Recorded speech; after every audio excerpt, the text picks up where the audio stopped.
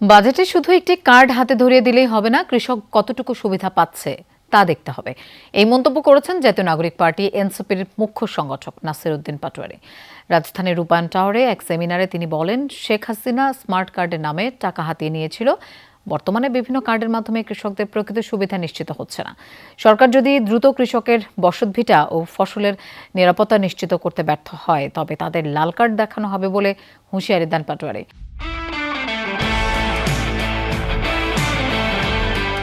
এ সময় তিনি ইউনিয়ন ভিত্তিক গুদামঘর চালু এবং দক্ষিণ এশিয়ার স্থিতিশীলতা রক্ষায় সরকারকে আরও সচেতন হওয়ার আহ্বান জানান। অনুষ্ঠানে দলের যুগ্ম আহ্বায়ক সারোয়ার তুষার বলেন, নির্বাচনী প্রতিশ্রুতি অনুযায়ী কৃষকরা ধানের ন্যায্য মূল্য পাচ্ছে না এবং সংকটে কৃষি কার্ড কোনো কাজে আসছে না। মধ্যস্বত্বভোগীদের সরিয়ে সরাসরি কৃষকদের সহায়তা দেওয়ার দাবি জানান তিনি। আগামীর যে বাজেটটা আসতেছে, সেই বাজেটে শুধু একটি কার্ড হাতে ধরিয়ে দিলেই হবে না।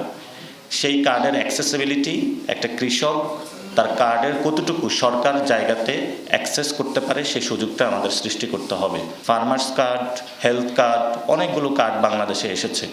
তো আমরাও একটা নতুন কার্ড সূচনা করতেছি, সেটা হলো লাল কার্ড। এটা হলো পরবর্তীতে এই কার্ডগুলো যখন ব্যর্থ হবে, আমরা লাল কার্ডটা সূচনা করব মাঠের মধ্যে।